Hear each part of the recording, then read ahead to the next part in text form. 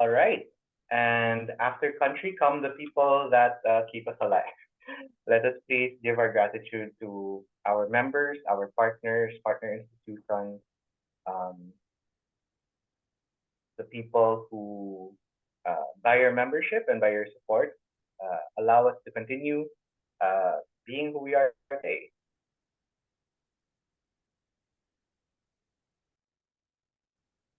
All right. So our corporate members and partners, our partner institutions, senior partner institutions, and our individual members, without whose support we would not be here today. So let us please give our gratitude to them. All right. So once again, good morning to everyone, and I am your chairman, Julius Barcelona. I'm actually here in Vietnam today. I will be here for the rest of the week for the Fortex trade show here in Vietnam. So please bear with me. If I look a little blue, it's because Vietnam is an hour earlier than the Philippines, and the sun is only just starting to come up. Hopefully, my color will correct itself a little later. If you're joining us 2 weeks later through our social media, welcome, welcome, and we're very glad that you're with us today. Agribusiness and Countryside Development Foundation is a foundation in partnership with the Management Association of the Philippines. We are a member-supported nonprofit organization, and we are only here through the support of our members. If you are interested in becoming a member, in joining us live in our sessions, and engaging with our network of agribusiness and countryside development organizations and professionals, consider joining us as a member. You can send us an email to introduce yourself at register@map-abcdf.com. Link is in the description. Okay, so without further ado, again, our topic this morning is one that I think is very interesting to any soil conservationist, soil regenerationist, or people who are interested in sustainable agriculture in general. We will be talking about, we are joined today by Mr. Arnold Alagar. And if I may invite our president, Mr. Ernie Ordonez, to introduce our speaker first.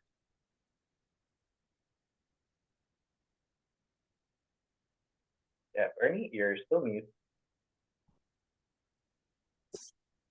Yes, good morning to all of you. Let's see, can you hear me now? Not yet. Yes, yes. Good, excellent.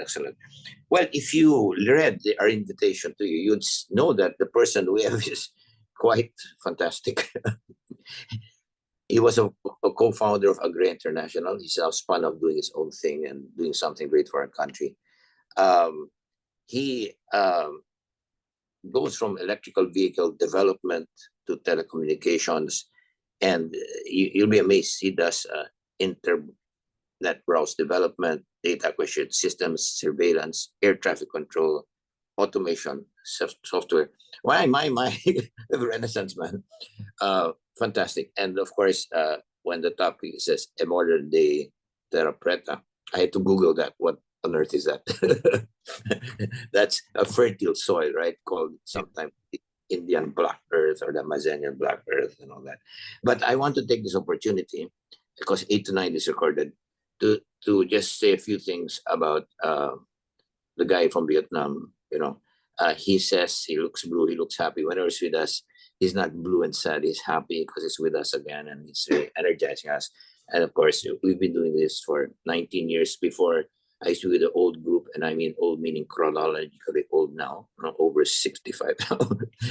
But our chair is Ramon Ilosorio, and for 19 years every week, and that's because of Ilosorio and of course Bernie, who is extra special. Without her, we're nothing. And of course, just soundbite. When I used to do this, I would be about 12 people for breakfast, and it went to 30. And then with technology and Julius and the new board and all that, my bottom line, using round numbers, we have 500. I divided the number of people by the number of days. Whatever it is, it's 80% round numbers, Philippines 20% abroad, and then we have it 2 weeks later for free, etc. And then our financials are very solid. We have 8 million in assets, 2 million in debt, so we have 6 million in equity.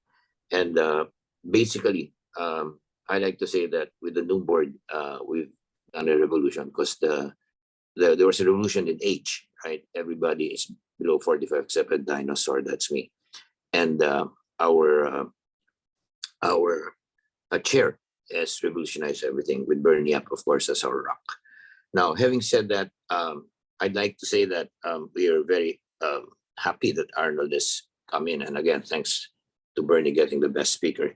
And what excites me about him is he's a revolution. And no, Ernie to Shell for referring him to us. To whom? Shell Habito for referring Okay. him to us. Yeah, to Shell Habito, a person I really think is really great. He's talked to us twice, is full of wisdom. Yes, and to Shell for referring him to us. Yes. Okay, I did tell Arnold before we started this forum a few minutes before 8 o'clock that we want a few minutes to connect with him personally, because I said that our work is between the forums. And those of us listening, we want to connect to him. Later on, we'll ask him if he can share an office or a cell number. That would be very convenient. And the first few minutes, Arnold, before you get to the topic, we want to know about you. How did you get into this? What interests you? What is the passion that drove you to this? And why are you in the Philippines now, et cetera, et cetera. And then get onto your topic. So Arnold, I'd like to say that you have a fantastic background. We're extremely happy you're in the Philippines. I don't know how long, but I hope it's as long as possible. And tell us about yourself and how we, listening to you both here and abroad, either live or 2 weeks later, how we can help your mission. So Arnold, thank you for coming. The floor is now yours. Great, fantastic. Good morning, everyone. Thanks for the opportunity to share what we're doing here in Palawan. I actually came to the Philippines 10 years ago, working with initially GK, Gawad Kalinga. And as part of that, I was focused more on the livelihood. My background is engineering, a lot of research and development back in the States. So when I came here, I look at things as from a systems standpoint. Through that process, I got to meet one of the farming advocates, and because Philippines is very much agricultural based, especially in the rural areas and the rural poor. That was one of the things I really wanted to look at. And so in that process, I started with Cherry Atalano Agria to look at agriculture. And again, I looked at it as systems, and we did projects in Marinduque.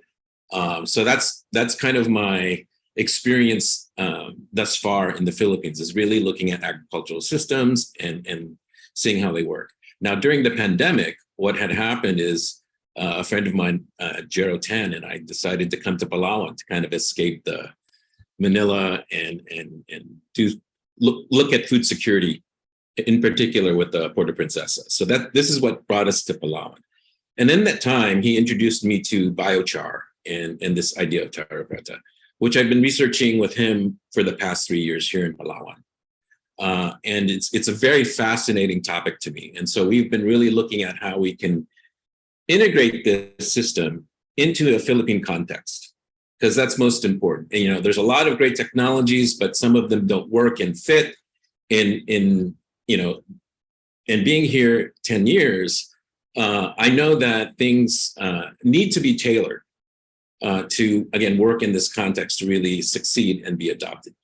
So really that's kind of, I think, our angle on the Terra Preta introduction is that there's a lot of knowledge, there's a lot of, I think, interest in Terra Preta or biochar. But how do you really make it work in the Philippine context? How do you really create that adoption within this country and help it expand? So this is the approach I'm taking in this presentation. Of course, I'll go for a little background, but really it is, because this is a business forum too, I wanted to kind of approach it from a business sense in a way as well. Look, because one of the things I was telling my peers here is that in order for, when I was doing rounds in the Silicon Valley, for example, raising money, more people were interested in funding or supporting painkillers than what they call vitamins. Because a vitamin, you'll take if you can, but if you have a painkiller, if you have a pain, you will pay anything or you will do anything to relieve that pain. And so when we put it in that context, I think we can solve a lot of problems. And this is why I think healing the soil can really have a ripple effect throughout the world communities to solve quite a few problems. And that's really where this presentation goes. If I could maybe put up the screen now.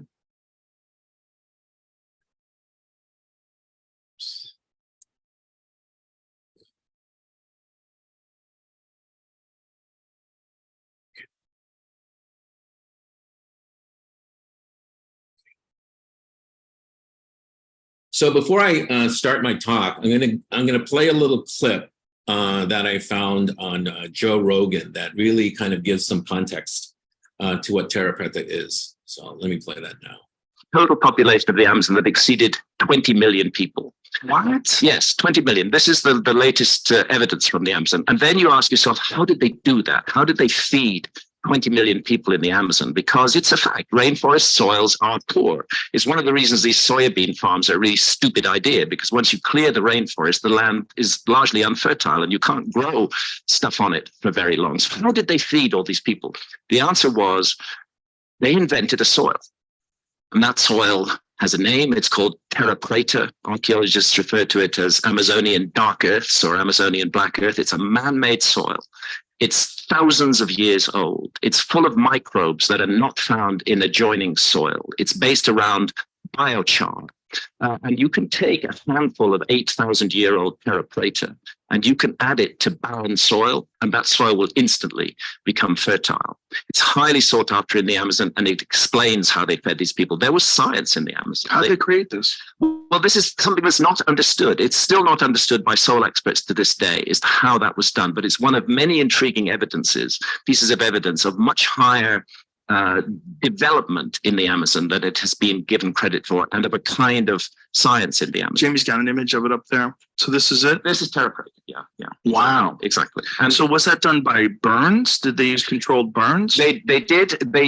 One way that it was achieved was to do wet burning of middens. They would be burned and smolder. They wouldn't burn fiercely, which just produces charcoal. They would burn and smolder, and that what is called biochar would result, and that's part of the fertility of the soil. But the mystery is the microbial content of this soil, which is completely different from the microbes in neighboring soils, and that remains unexplained. So, what are the theories? Composting, some sort of advanced composting? Yes, some sort of advanced composting. But again, what has not been explained is the microbial content of these soils. So there, first of all, is an issue of how two things: how large populations get fed in the Amazon, and evidence that there was a culture in the Amazon that was capable of manipulating the environment in such a way that it could support large populations with the invention of Terra Preta. Secondly, new evidence previously not recognized. The Amazon is basically a garden.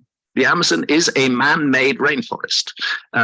There are certain trees like Brazil nut trees or the ice cream bean tree, which are food crops, which are very, very valuable, and they dominate the tree regime in the Amazon. They're what's referred to as hyperdominant species. In other words, people living in the Amazon over thousands of years selected certain trees, which they then cultivated and grew. So the whole thing is not simply a wild, pristine rainforest. It's a very ancient man-made environment.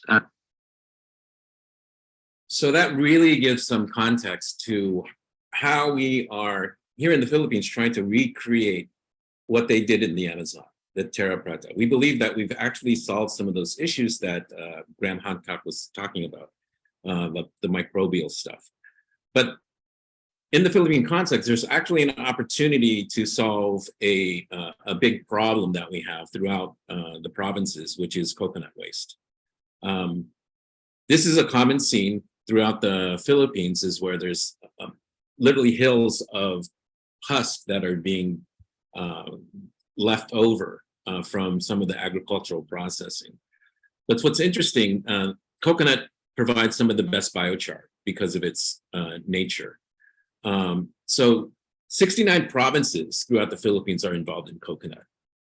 3.2 million hectares are planted, and there's about 350 million nut-bearing trees.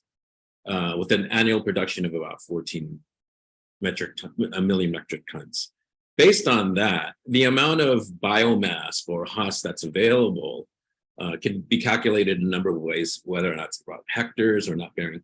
But it can range anywhere from 8 million to 10 million metric tons of coconut waste every year that's accumulating.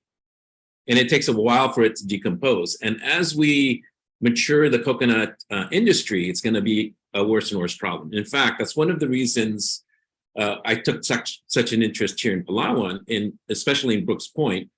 We have a coconut processor, Vita Coco, that supplies Vita Coco. And this is a major problem in Brooks Point. It has 25,000 hectares of coconut trees, and it's has a big issue with coconut waste.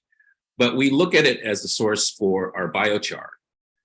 This is an example of a setup we have, more of a backyard setup, of how we could process biochar. So it can happen in a very small scale, very simply, by just configuring a chamber out of old oil drums in such a way it creates this, again, pyrolysis effect where it limits the amount of oxygen that's actually involved in the heating or burning process. Because in creating biochar, it's really about thermal decomposition, not burning. Burning involves adding oxygen, and we don't want that. We don't want the combustion. We want to limit that. We want that for the heat, but we really want it to decompose from the heat using pyrolysis.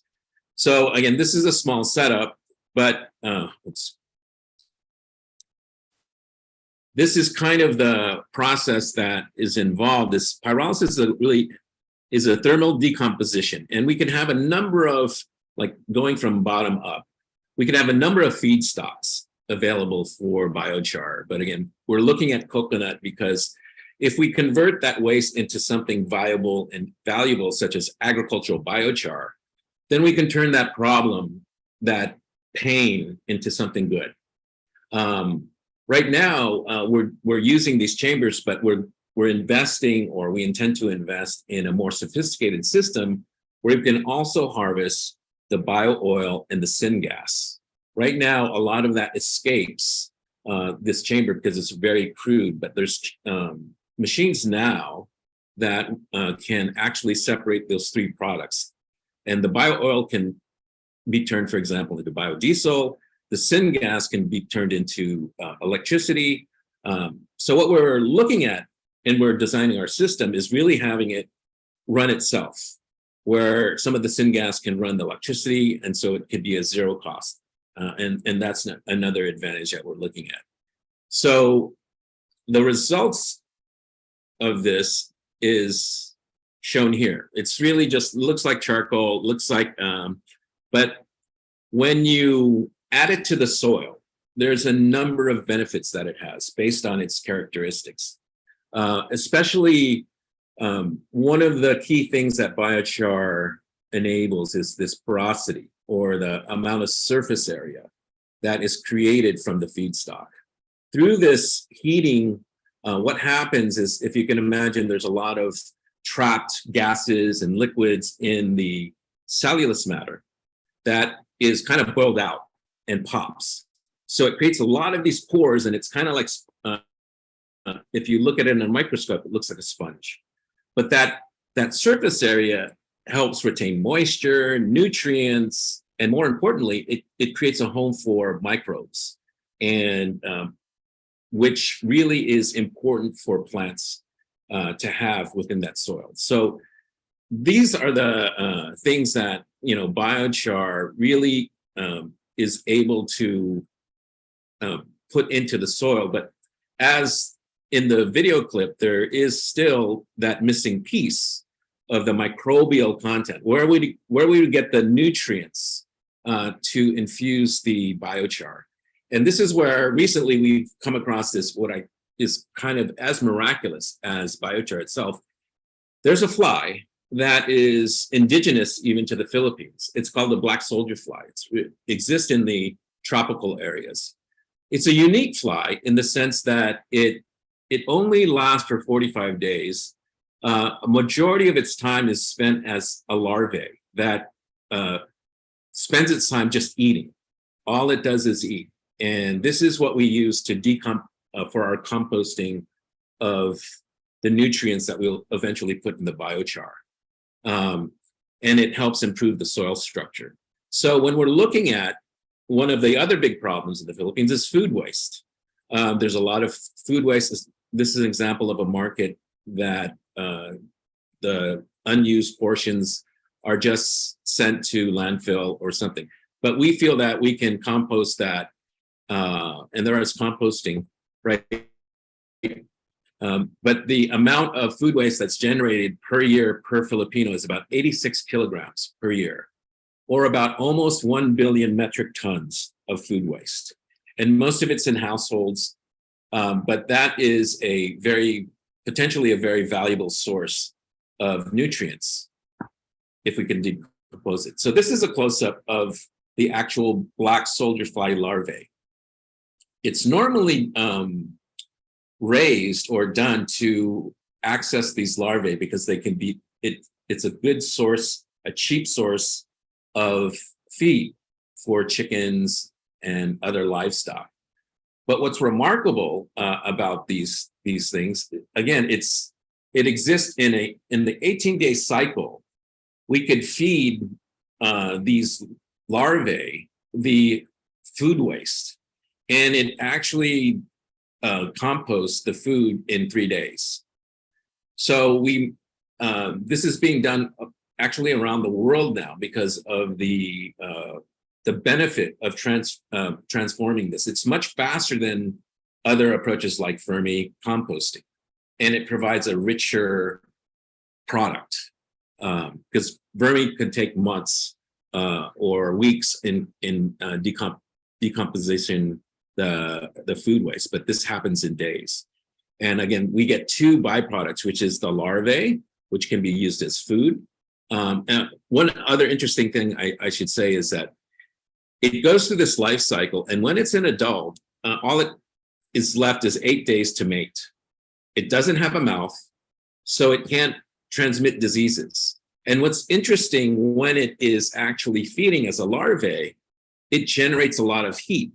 So it almost sterilizes everything as well. It creates conditions which is, when it's composting, it's sterilizing the frass and all the other stuff that it's decomposing. So it's what is created looks like soil itself, but it's very rich in nutrients and other things that we're finding. All the NPK, it's NPK complete, but it also has micronutrients and those microbes.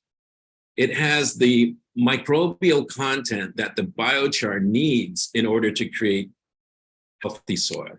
And it's, again, from a food waste. So there's a number of advantages that this frass brings to the table with regard to creating this Terra Preta. It's nutrients rich, it's sustainable because we're bringing it from food waste, so it creates a circular economy. It's low in odor. It helps release nutrients slowly, so that you're not over fertilizing as well of the plants. It's cost effective, and it's versatile because it can be used. Some of the things we're finding is that it's able to help germinate plants very much more quickly, which is another fascinating thing to us. So when we look at this opportunity, what we're doing in these two separate processes that we're doing, one is creating the biochar from the coconut waste. The other is creating this frass from food waste. So we're taking two different waste streams, processing them, and then putting them together to really create this ideal soil. And it's really, I think, the modern day Terra Preta. I think in some ways it may be even better than Terra Preta. And it really has shown some really good benefits. One of the other things that is of benefit, because comes from an insect, when it makes its frass and it's mixed in with this thing called chitin, which is kind of the shell of the flies and stuff, the plant actually feels that it is being assaulted by insects. So its defense mechanisms actually go up, and it, in a sense, generates its own mechanisms to guard against pests. It really perks up the plant's defense mechanism against pests. So you don't have to put pesticides as much to the plants. So that's one other great thing about this super soil. And again, it reduces the need for the synthetic fertilizers. It's more organic. And one of the things that synthetic fertilizers do not contain is the microbes. And if you know a little bit about what's happening in the soil, that's one of the reasons a lot of soils are becoming depleted, because we may be putting NPK, which are synthetic, but it's like living off of vitamins.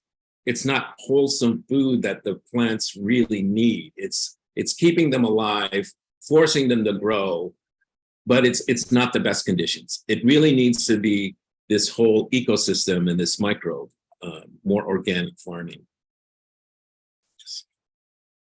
So another, big issue is that the importation of fertilizers, especially synthetic fertilizers, is becoming problematic, or has always been problematic. It's very expensive. But in recent years, it's really climbed.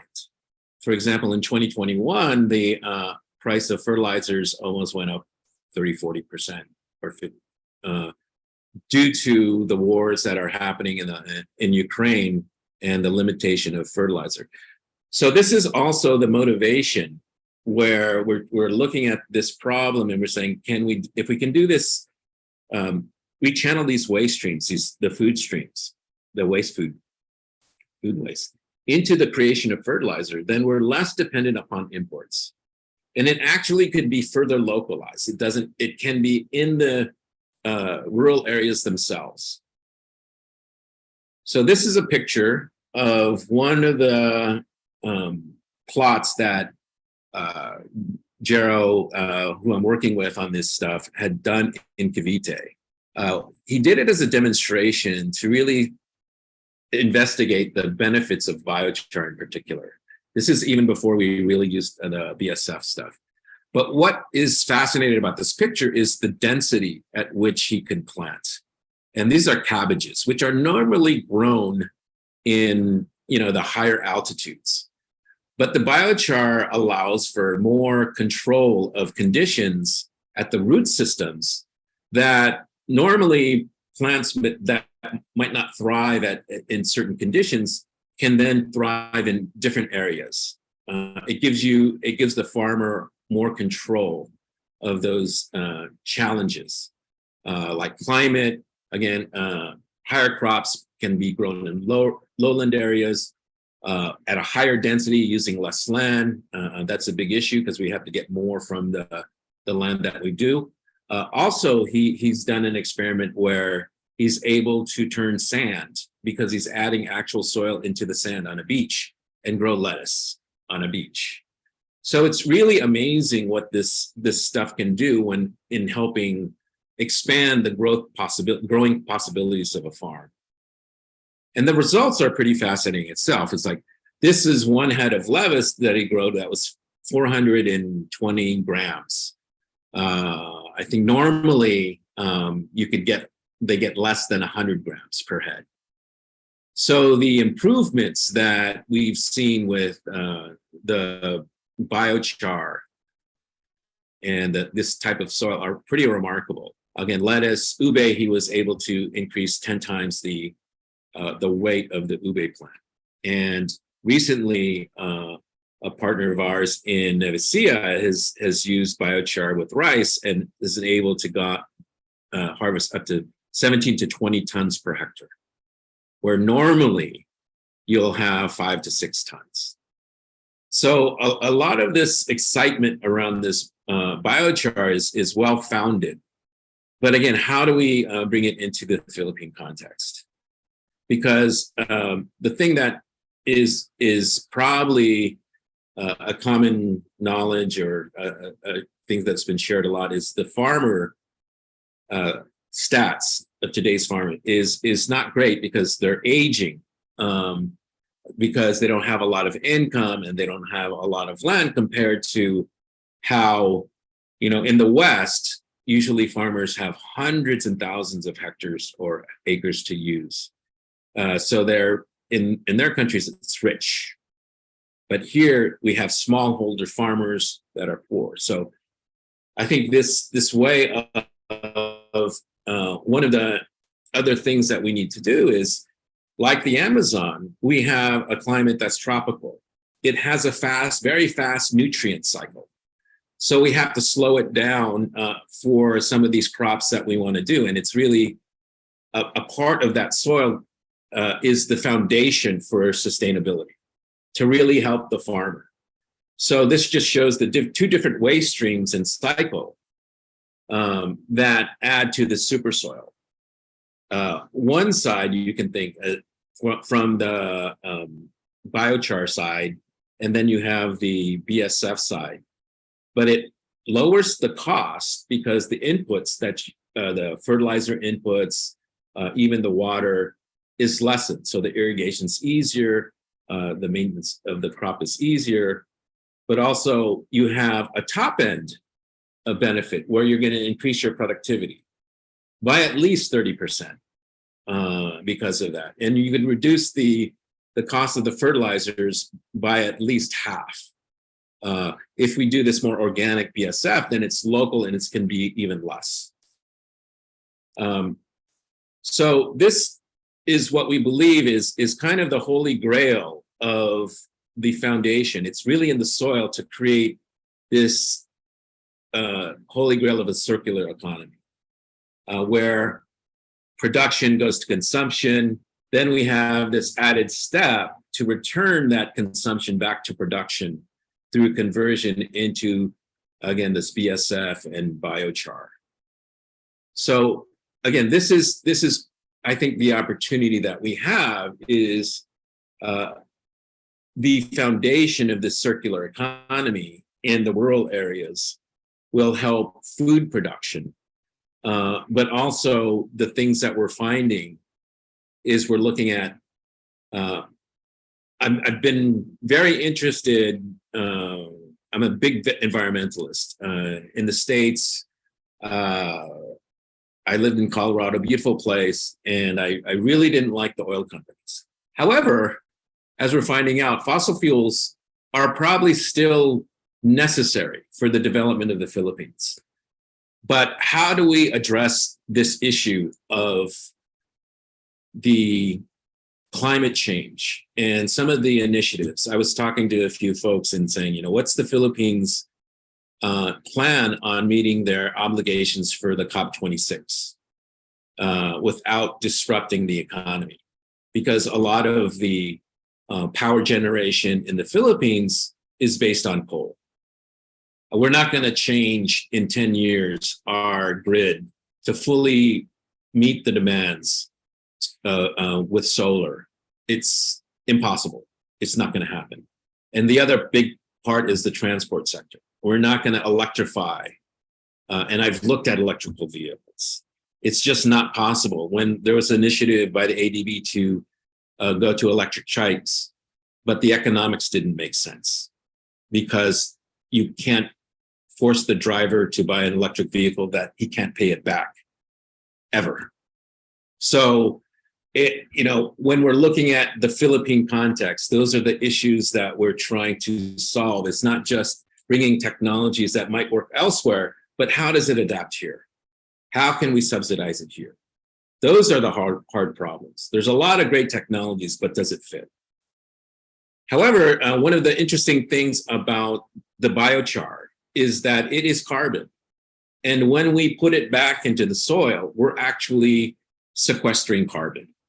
And that can be used to help subsidize the cost of the biochar itself, the creation, and even moving the farmers to a more sustainable practices, because it does require an investment in the biochar. It does require an investment in the processing.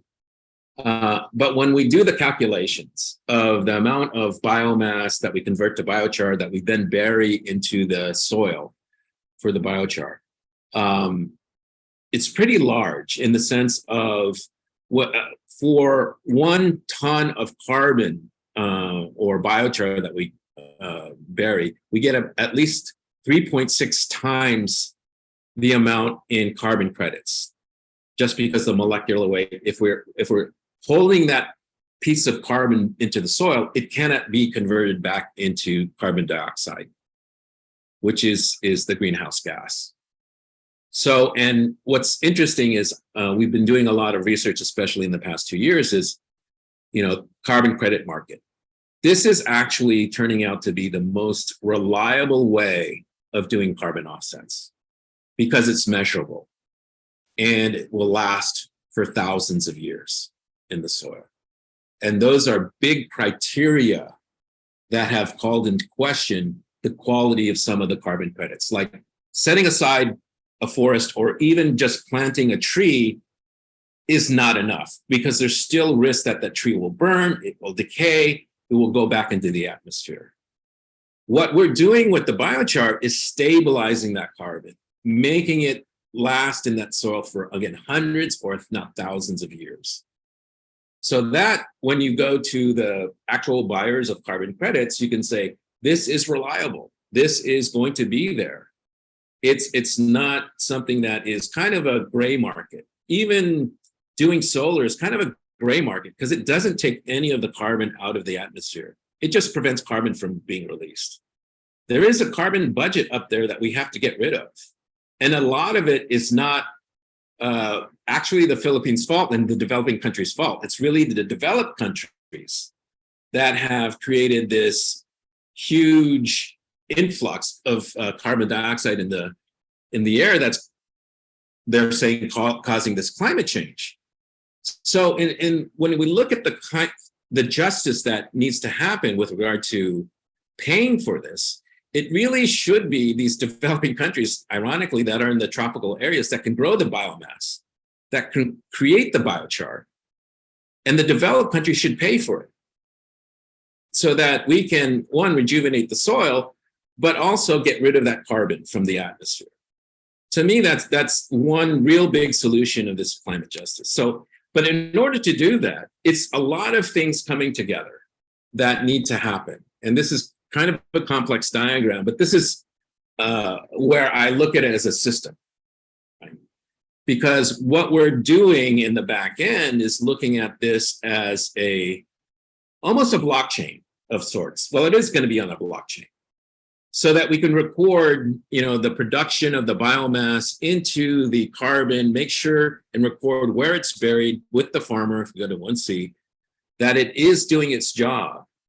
And at the same time, because that carbon offset is of value, we can help the farmer because it's in our best interest to make sure the farmer is utilizing those resources appropriately. So there's built-in follow-through for the farmer to get the support that he needs when he's growing these crops, because we're supported through this subsidy of carbon credits. In fact, I'm trying to figure out the economic system where we can effectively give the farmers this for free, because we can sell the carbon credits and offset it. So this is where it becomes, from a business perspective, where you see a lot of the most successful business models, especially in the high tech, they have what they call kind of a freemium offering, where there is an engagement where there's an advantage without any upfront costs, but you're selling something different. You're not selling the biochar, you're selling the carbon credits. In this way, we can further enhance the adoption of biochar and sustainable farming. But again, when we look at this from a opportunistic viewpoint, another big pain point in the Philippines is, in the municipalities especially, is landfills. The landfill situation, the landfills are becoming land hills. This is a picture in Puerto Princesa where they've overused their landfill. It's very difficult. There's a number of things, of course, because of the pollution, but also it's using up valuable land. Out of, let's say, 1,500 municipalities, there's only 400 sanitary landfills. Most are open dump sites. Only half are compliant with really environmental regulations. On average, they have a capacity of 600,000 cubic meters of space. And that's used, the utilization rate is 31% every year. So they're running it out. Yet they have this goal of zero waste. So the only solution we see is that they have to start diverting those waste streams. And one of the big ones is the biodegradables. Over half of Philippine waste composition, especially in the rural areas, is biodegradable, which is food waste or can be turned into biochar. These are two organic waste streams that we should not being thrown away. We should be converting it back into the economy because it's very valuable. And then what can happen, what I'm looking at, or what we're looking at, is the municipalities, instead of this being an expense, waste management, it really becomes a business for them. We see that through the generation of biochar and frass and all these things. Those are profit centers. That's not including the carbon credits that can be gained. So once we set up these systems, what these waste management companies can be is resource allocation. And then they can reinvest those profits into other things that take care of the other recyclables. Because again, a lot of the problems with these waste management laws is that they're underfunded. And how do they get the funds to actually take care of these things? We think it's within what they're doing too already. And they already have the infrastructure, the logistics, everything in which we can deploy our machinery within that ecosystem. And then piggyback. It's a layer. What we're looking at is this super soil production is really just going to be a layer on top of a sustainable waste management system. So every municipality can have that. So really what's happening today, and this is one of the other things that we're aware of, is that the United Nations says, because of the use of synthetic fertilizers and conventional agriculture, this is why the move to regenerative agriculture, we only have 40 to 60 years left in the soil. So we have to look at solutions for how do we save the soil. So we have to change those practices to be, be more regenerative. The climate clock, there's only about 7 years left for us to meet the obligations that we all, the world has committed to for climate change. So the action that we need to take is really investing in, to me, the soil, because the soil will solve all of these problems. And this is another issue, is that this is a remarkable infographic that just is making the rounds, where the Philippines is, I think, the biggest contributor to the ocean's plastic waste.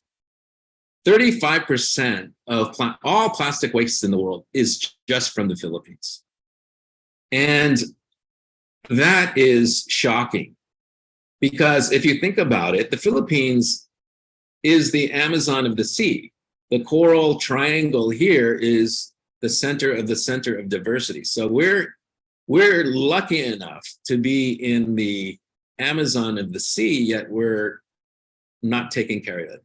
But I don't necessarily blame the people, because the food system's broken.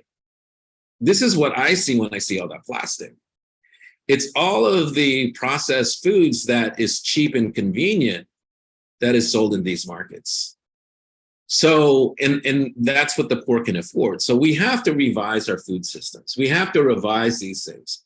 We have to make it more regenerative, more abundant, and fresher. It's better for everything involved.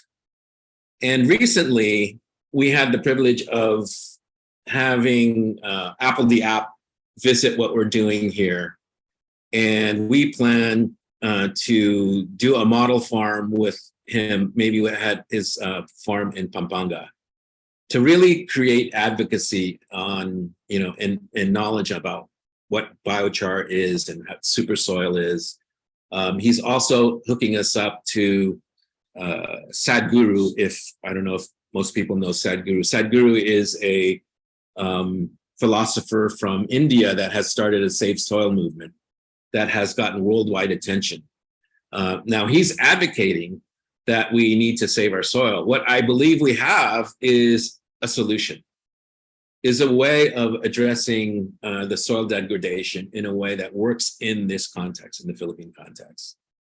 So really what I'm here to solicit is, any ideas, feedback on our approach, because we don't have all the answers. But we believe that one of the things that I'm trying to create is what I call a bio-Nihan, a bioeconomy, a bio-Nihan, as in bio, because it is, the biochar is a living soil. All of this is a living thing. And all of this cannot happen without the whole country coming together and adopting this. And our strategy about distributing it and decentralizing it into the municipalities, where the municipalities are real big stakeholders, I think makes it modular enough where we can do it in parallel. If there can be 1,500 Jollibees around the Philippines in every municipality, why can't there be, this super soil system? And just like a franchise, and that's the way I think that this can happen very quickly, is to parallelize it. Again, one of the backgrounds I worked on supercomputers, but I left supercomputers because it was a very centralized computing system that did a lot, but it was very expensive. And I saw these small PCs coming about, and I said, that's the direction that the industry is going to go into. And now you have smartphones that are more powerful than the $70 million supercomputer I used to work at the University of San Diego. So when you look at that, the distributed power, the distributed capability, we need to do that with the farming systems and the agricultural systems that we have, make them decentralized so that they're more resilient, so they're more inclusive.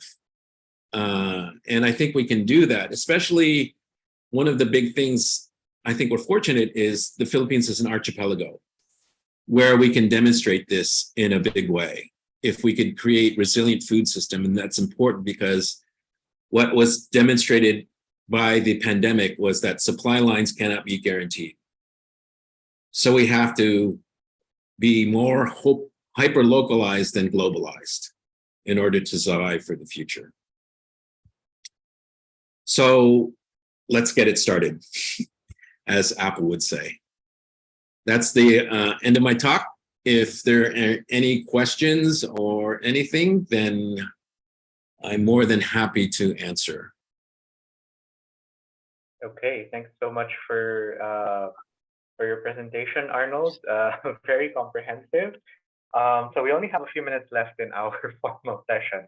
But in any case, for those of you who would like to ask any questions, you have some options. You can raise your hand, just click the reactions button on your screen, and that should allow you to raise your hand. You can also put your question in the chat box, and that should, and I will, what do you call this? I will line you up for any questions that you have. So, yeah. If you don't mind, I'd like to state this as an officer of ABCD. It has to be done within the 1 hour first time frame. We want to spread the word and all that. just a quick question, because this is important for the people tuning in all over the world 2 weeks after this. The agriculture department is going through a revolution, supposedly, and there's something there called Bureau of Soils and Water Management. Are you in touch with them, and are you in touch with the powers who have the extra money now? They have now 164 billion pesos. Are you in touch with the Bureau of Soils and Water Management, which needs revolutions like this, but they have all the money and the power? And, just want to know, are you in touch with them? Yes, No, not. We've been starting to talk to the PCA actually, because the waste problem is a way that they may become sustainable, because again, it can be revenue streams. So we've been focused on.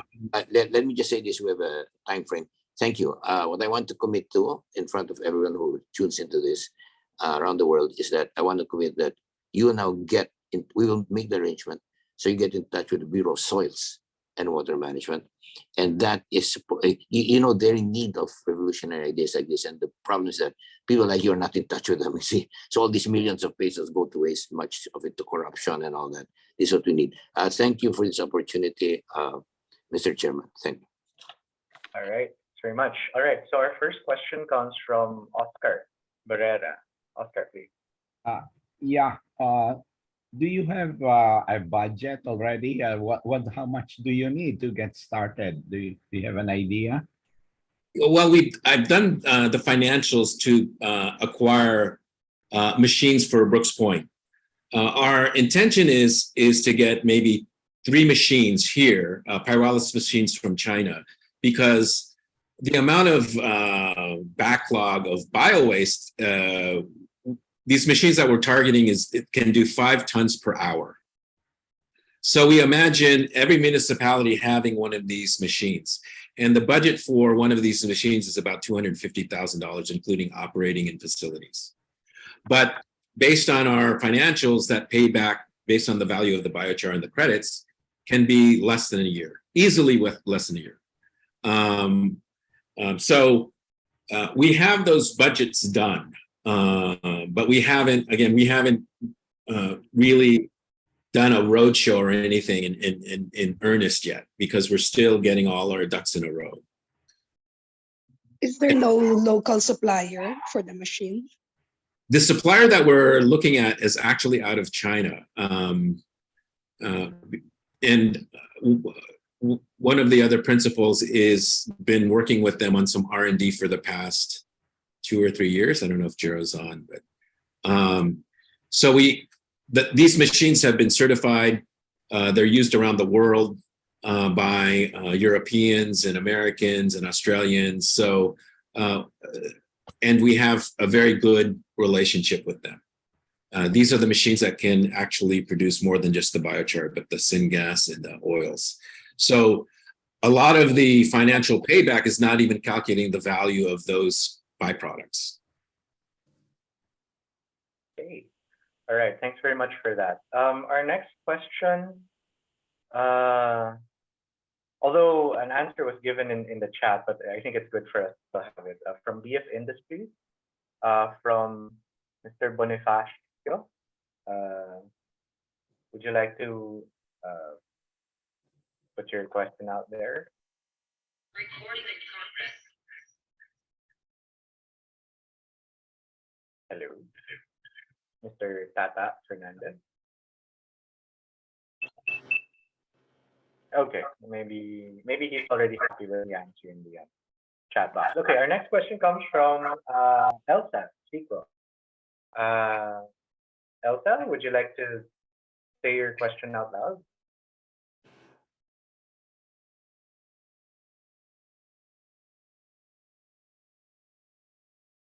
All right, I'll read out Elsa's question. So she's asking how effective is the use of biocharcoal? What are those unique benefits of these biochars? Maybe. Yeah. Okay. The how effective the use is based on not just the biochar itself, but how you inoculate it with nutrients. But when you look at the biochar properties, where it has this porosity, again, high surface area, what it does, there's several things that it does. The chemical composition is pure carbon. So it helps create a more balanced pH. But it also, part of that property is the exchange of nutrients is much more efficient. The water retention, you can reduce the amount of water that you use dramatically in irrigation because there's not a lot of runoff. It acts as a sponge. One of the interesting things, again, if you listen to the thing about the Amazon and tropical forests in general are very fast nutrient cycles. So that's why it's kind of a irony that he was saying, rainforests are notoriously barren once you clear them out. It's because a lot of the nutrients exist in the leaves and the organic matter on top of the soil. So this is why when you plant conventional crops in tropics, it doesn't work because it expects the nutrients deep in the soil. It was born not in a tropical environment, but more of a Piedmont or something. So what we're doing with carbon or the biochar is really freezing the carbon into the soil itself. We're establishing that carbon farming, where the microbes that help the plants really digest more than just the NPK, but all the micronutrients that also affect its health, the plant health, is part of the plant soil. So when you're looking at fertilizing, it's not just NPK, right? The nutrients is much bigger than that. And if we could feed it like a probiotic conditions, it's just like our own microbes. They're finding about, our own health. When you look at our health is really based on what's happening in our gut and the millions of things that are taking care of our systems. We are a big system. We're not just one person. We're a big system of microbes and biomes. Same thing in the plant world. We have to create that same conditions to maintain those things. So biochar creates that environment, helps create that environment and those conditions to really make those microbes thrive. Okay, thanks very much for that. And I hope it answers your question, Elsa. All right, we have another question from, sorry, it's already 9:02. So I do have end the formal session first, but for those of you who would like to stay on, we do have an informal session where the discussion will continue. This is just so that for those of you who do have additional or have other engagements after this, have a chance. Mr. Chair, if we don't mind, can you go on the air now and tell us what his phone number is, either cell phone or landline? Can you say? Oh, yeah, Arnold, sure. If you could give us just your contact, how we can contact you, so that my phone number, I just got a new because I had to register it. I haven't memorized it yet. 939-663-7320. Okay. But one of the ways to get in touch with me is always Messenger. Just friend me on Facebook. Okay. Yeah, so I'm assuming just Arnold Alagar. If you don't mind, it's 0939-663-7320. Am I correct? Yes. Thank you. Okay. Okay. Thanks very much for that. So so let's just quickly end the formal session, and that allows us to move into the informal session. So let's please give our certificate of appreciation first to Mr. Alagar. Okay, so MAP ABCDF, ABCDF, MAP Agribusiness and Countryside Development Foundation Incorporated, in partnership with the Management Association of the Philippines, together with our partner institutions, special partner institutions, corporate members, individual members, present this certificate of appreciation to Arnold Alagar for his invaluable support in the advocacy and promotion of agribusiness and countryside development, and for his commendable and unselfish services rendered to this foundation as our research speaker, given on our 7th weekly online meeting of 2023 on February 28th in Makati City, Philippines. Signed myself as our chairman and by Ernie Ordonez. So for those of you who do have to go ahead, just hold on for a bit. We do We'd like to just share with you our topic for next week. Do we have a slide for that?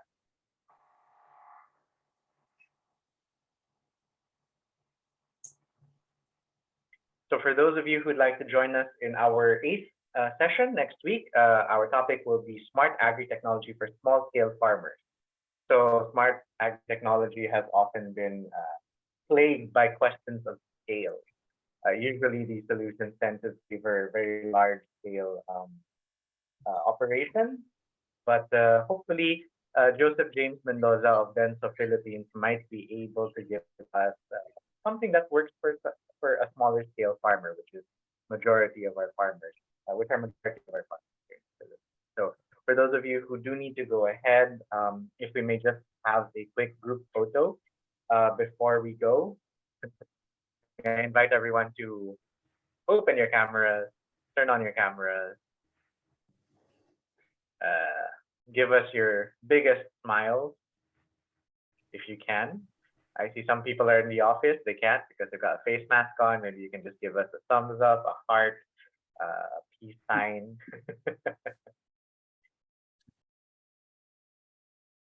All right. Alright, we have 2 pages po sa first page po muna. In 3, 2, 1. Smile.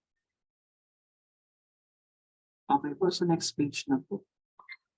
In 3, 2, 1. Smile.